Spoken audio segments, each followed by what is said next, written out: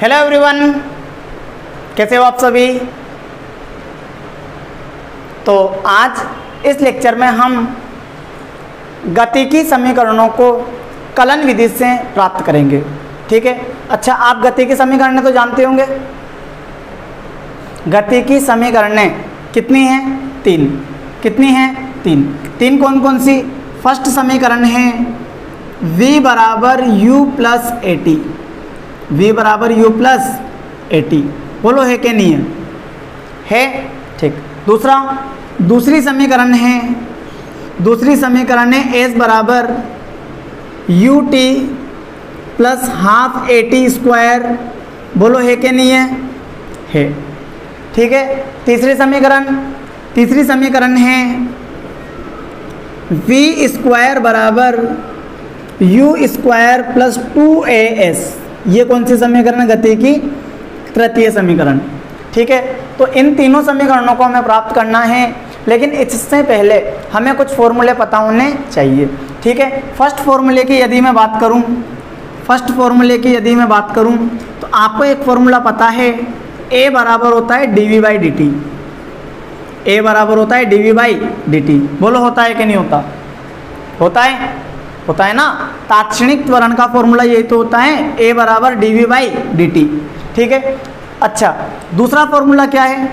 दूसरा फॉर्मूला है v बराबर ds बाई डी टी।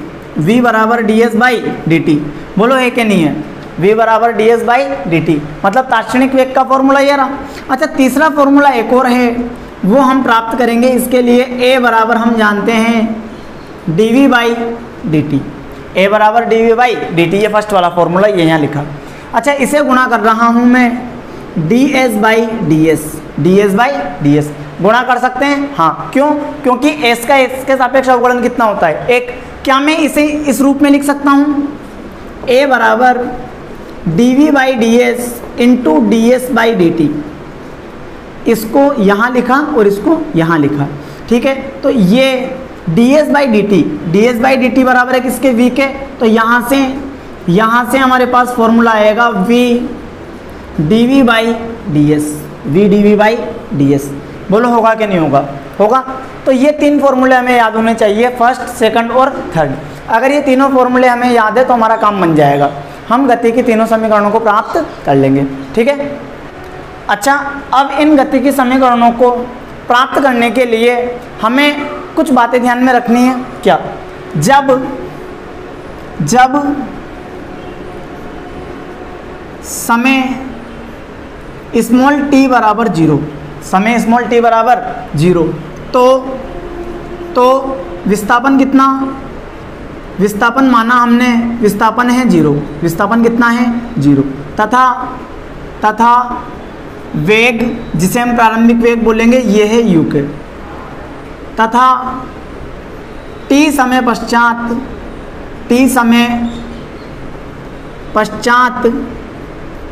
विस्थापन है s।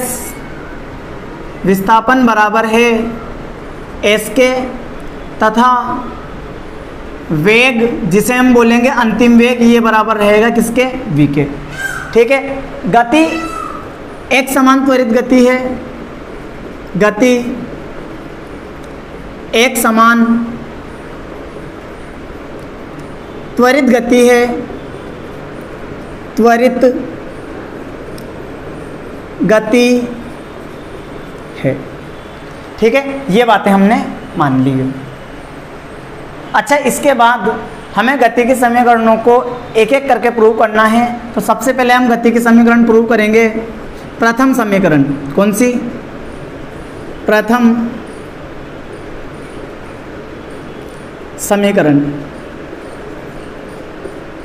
क्या है? प्रथम समीकरण ये है ना, v बराबर u प्लस ए टी। अच्छा, सोच के देखो, प्रथम समीकरण किस किस में रिलेशन है? वेग, त्वरण और समय। अच्छा, एक फॉर्मूला ये रहा, एक ये रहा और एक ये रहा।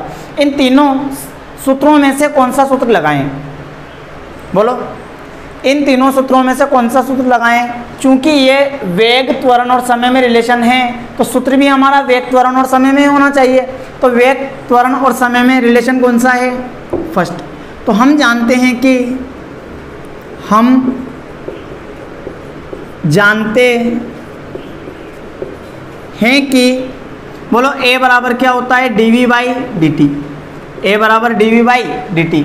तो यहाँ से dv बराबर हो जाएगा a डी टी। बोलो होगा क्या नहीं होगा, होगा। ठीक है, समीकरण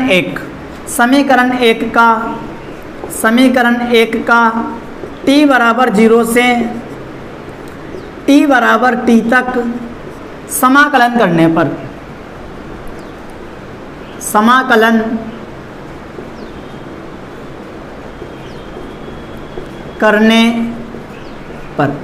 जब इसका t बराबर 0 से t बराबर t तक समाकलन करेंगे तो करो समाकलन dv बराबर समाकलन a dt, समाकलन dv बराबर समाकलन a dt। बोलो होगा क्या नहीं होगा, होगा। अच्छा, लिमिट का यहाँ ध्यान रखें, लिमिट हम कैसे लगाते हैं। यहाँ हम समाकलन कर रहे हैं t के रेस्पेक्ट में, किसके रेस्पेक्ट में, t। यहाँ v मतलब वेग के रेस्पेक्ट में। तो हमें एक बात ध्यान रखनी है, यहाँ लिमिट लगेगी टाइम की, किसकी लगेगी, टाइम की, और यहाँ लिमिट लगेगी किसकी, वेग की। अच्छा, t बराबर कहाँ से कहाँ तक, 0 से t तक, 0 से t तक। अच्छा, जब टाइम 0 था, प्रारंभिक वेग कितना था, प्रारंभिक वेग कितना, u, प्रारंभिक वेग कितना, u। ठीक है, t समय पश्चात वेग कितना, ये रहा कितना, v। ठीक है, अब आपको पता होना चाहिए कि समाकलन dx बराबर क्या होता है। समाकलन dx क्या होता है, x होता है कि नहीं होता है, होता है। समाकलन dx होता है x। ये अनिश्चित समाकलन की कहानी है, इसमें एक कांस्टेंट आएगा c। तो यहाँ इसका समाकलन क्या होगा, v। लिमिट कहाँ से कहाँ तक, u से v। और यहाँ a कांस्टेंट है, हमने खुद ने माना है कि एक समान त्वरित गति है, मतलब a क्या है, कांस्टेंट। और समाकलन 0 से t dt। ठीक है, अब यहाँ से देखो क्या रहेगी कहानी, इसे तो सॉल्व कर लेंगे ना। अपर लिमिट मतलब ऊपर वाला मान यहाँ रखेंगे, v माइनस लोअर लिमिट मतलब ये, बोलो u, ये बराबर हो जाएगा a। इसका समाकलन कितना, t, लिमिट कहाँ से, 0 से t। बोलो होगा क्या नहीं होगा, होगा। अब यहाँ से v माइनस u बराबर हो जाएगा a t माइनस 0। तो यहाँ से v माइनस u बराबर हो जाएगा a t। बोलो होगा क्या नहीं होगा, होगा। तो यहाँ से v बराबर हो जाएगा u plus a t, v बराबर हो जाएगा u प्लस a t। और यही है गति की प्रथम समीकरण, ठीक है। अब हम गति के द्वितीय समीकरण को प्रूव कर लेते हैं। आइए देखो, गति की द्वितीय समीकरण, गति की द्वितीय समीकरण क्या है, गति की द्वितीय समीकरण ये लिखी हुई है हमारे सामने, s बराबर u t plus half a t square, s बराबर u t plus half a t square. अच्छा, सोच के देखो तो ये रिलेशन है किस किस में रिलेशन है। देखो यहाँ यदि मैं ध्यान दूँ तो देखो, इसे यदि मैं ध्यान दूँ तो ये विस्थापन और समय में रिलेशन है। किसमें है, विस्थापन और समय में रिलेशन है। अच्छा, सोच के देखो, विस्थापन और समय में रिलेशन है तो विस्थापन और समय में रिलेशन कौन सा है। फर्स्ट ये इक्वेशन हमने लगा ली, तो अभी इन दोनों में से हमें चेक करना है कौन सी इक्वेशन लगेगी। ठीक है, तो देखो फटाफट, ये क्यों नहीं लगेगी, क्योंकि इसमें समय नहीं है। तो हम जानते हैं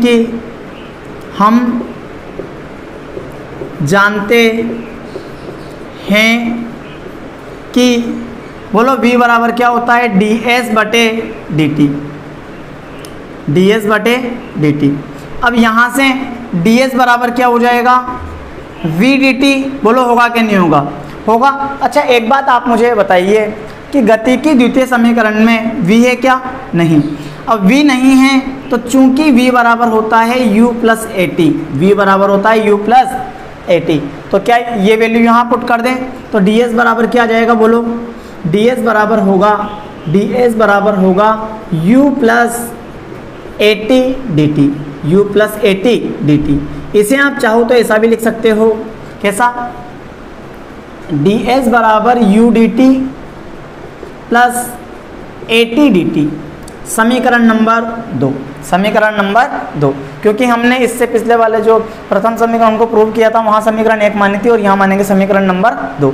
समीकरण 2 का t बराबर 0 से, t बराबर 0 से t तक समाकलन करने पर, t बराबर 0 से t तक समाकलन करने पर समाकलन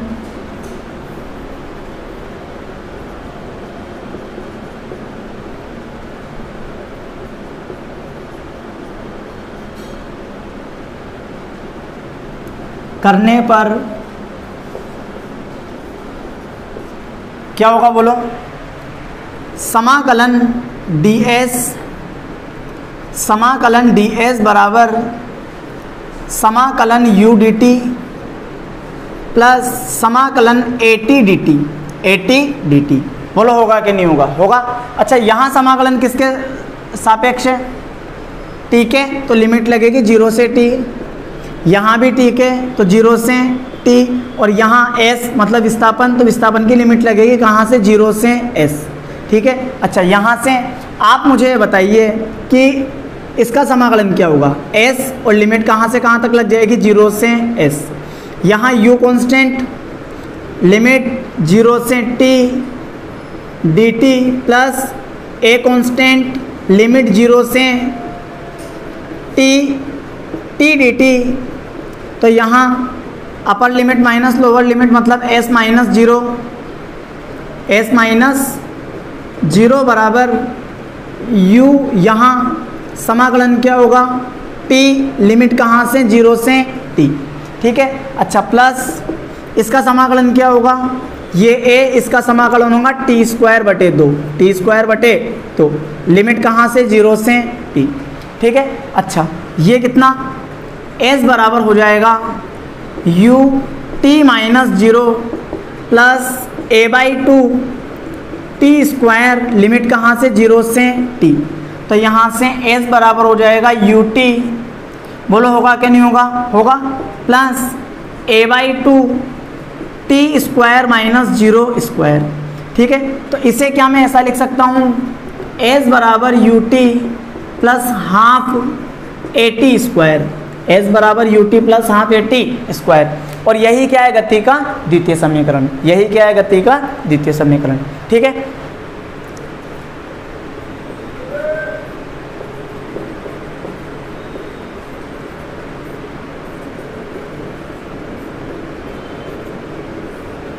गति का तृतीय समीकरण, अच्छा गति के तृतीय समीकरण के लिए, अच्छा फर्स्ट में मैंने ये वाली इक्वेशन लगा दी, सेकंड में मैंने ये इक्वेशन लगा दी, तो थर्ड में कौन सी इक्वेशन लगेगी, ये।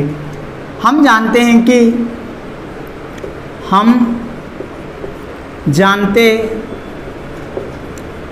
कि a बराबर होता है v dv by ds, ठीक है।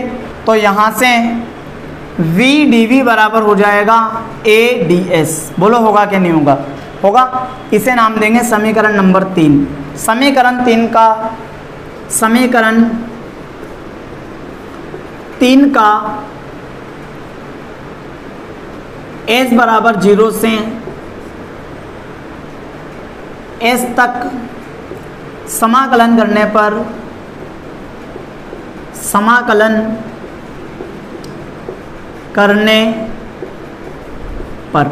तो यहाँ से समाकलन v dv ये बराबर हो जाएगा समाकलन a ds। अच्छा यहाँ लिमिट क्या लगेगी, s मतलब विस्थापन की लिमिट लगेगी 0 से s, ठीक है। और यहाँ वेग की लिमिट लगेगी, प्रारंभिक वेग u से कहाँ तक, v तक। तो यहाँ आप मुझे बताइए इसका समाकलन क्या होगा, इसका समाकलन होगा v² बटे 2, बोलो होगा कि नहीं होगा, होगा। और लिमिट u से v, ये बराबर a कांस्टेंट समाकलन 0 से s ds। अच्छा यहाँ से 1/2, बोलो v² की लिमिट u से v, ये बराबर है a, यहाँ इसका समाकलन हो जाएगा s और लिमिट लगेगी 0 से s, ठीक है। अच्छा, यहाँ से इस 2 को इधर भेज दूँ क्या, तो मेरे पास हो जाएगा, या एक काम करो इसे ऐसे रहने दो, 1/2 upper limit v square minus lower limit u square, ये बराबर है a upper limit s minus lower limit 0। तो यहाँ से 1/2 v square minus u square, ये बराबर हो जाएगा as। ठीक है। अच्छा, इस 2 को आप इधर भेजो तो v square minus u square बराबर हो जाएगा 2as। तो यहाँ से v स्क्वायर बराबर हो जाएगा u स्क्वायर प्लस 2as। ठीक है ना। ये हमने गति के प्रथम समीकरण, द्वितीय समीकरण और तृतीय समीकरण को प्राप्त कर लिया है। ठीक है। अच्छा, ये जो समीकरण थे ये समीकरण थे एक समान त्वरित गति के, क्योंकि त्वरित गति है तो उसमें त्वरण पॉजिटिव, इसलिए ये समीकरण है। और अगर गति एक समान मंदित गति होती तो गति के समीकरण क्या होते, गति के समीकरण यही होते, बस यहाँ माइनस और यहाँ माइनस होता। मतलब मंदित गति के लिए